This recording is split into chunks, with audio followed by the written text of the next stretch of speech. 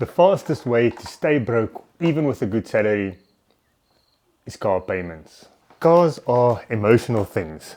Very few people think just, I want something that's reliable to get me from A to B. It's all about the image. And because new cars are so expensive these days, it's very easy to start thinking in terms of monthly payments or what can I afford to pay each month.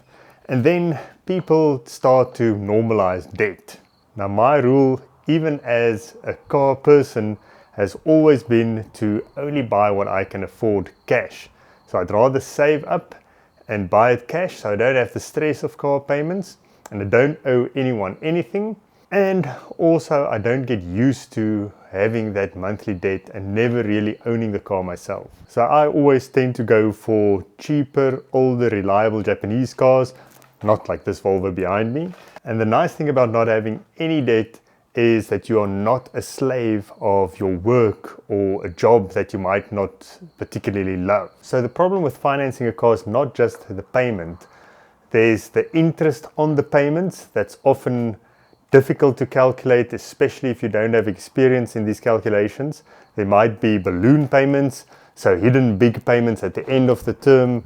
And remember, you pay interest on that balloon payment as well, even though it's not due maybe for 5 years. Then there's the depreciation on a new car. So as soon as you buy the car and drive it off the showroom floor, it already loses 10 to 20 to 30% of its value, depending on what car it is.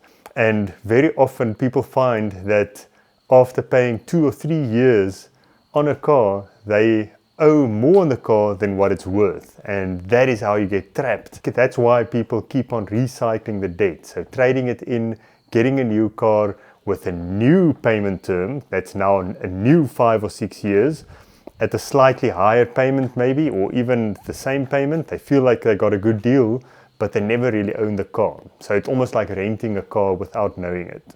Then on new cars, insurance is higher and you are locked in. You can't just quickly get rid of it because you owe more than what the car is worth.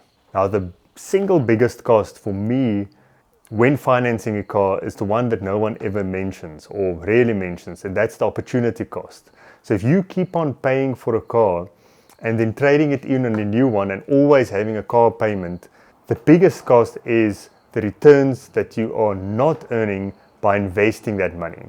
If you pay off a car and then you have excess cash because you don't have a car payment anymore, you can invest it in exchange traded funds, retirement annuities, tax-free savings. That's the first thing that you need to invest in.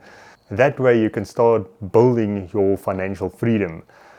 And that was for me the biggest motivation.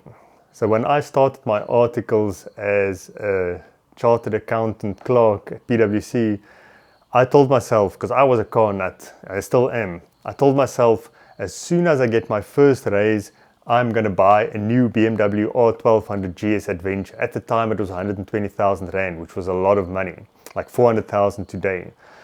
And then I got my first raise, so I said, no, let's wait for my first board exam. If I pass that, I'll buy the bike. And then I passed my first board exam. The Investec increased my overdraft, and then I said, no, I'll wait for my second board exam. That came, a few more raises. I still put it off.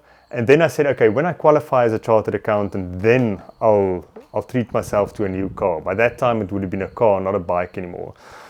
And then again, I didn't do it. And then I said, when I get my master's in finance, then I'm going to buy a new car. And that came, and I still didn't do it. And that is how I eventually paid off all my debt and currently don't have any payments at all. So does that mean you should never ever finance a car? Not at all.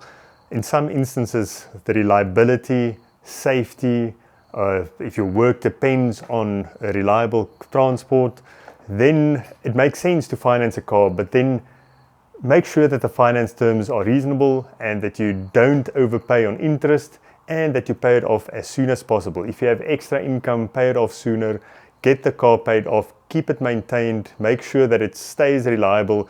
Cars don't only last 5 years and 100,000 kilometers. And most of my cars have a high mileage. My Fortuner, for instance, has 340,000 kilometers on the clock and it still goes strong, and I trust it to drive 5,000 Ks towing a caravan.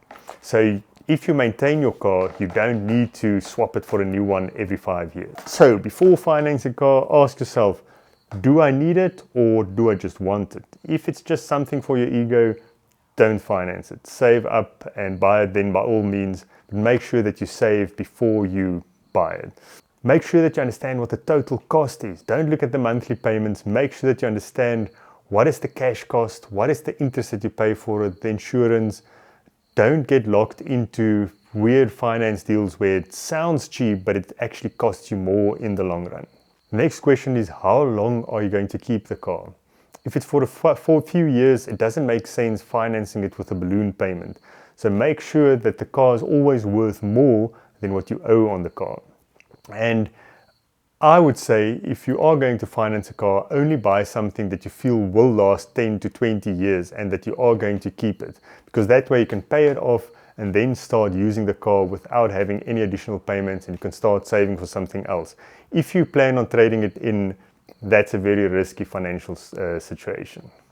And finally, the thing where you need to be honest with yourself is, am I buying this because I really need it as a reliable transport, or am I buying this to impress someone? It's very expensive to look rich, and very often the worst thing that you can do is looking more wealthy than you are. I always feel like I'm winning if I look poorer than what I am. So remember, you don't need a flashy car to have a good life. Financial freedom and freedom from stress and not having to worry about what if I lose my job next month, how will I be able to afford all my payments? That is worth so much more than a flashy car. Remember, no one cares what you drive, no matter what you think. Anyways, let me know in the comments what your thoughts are on car payments, and if you have any questions, drop it below. Thanks for watching. See you in the next video.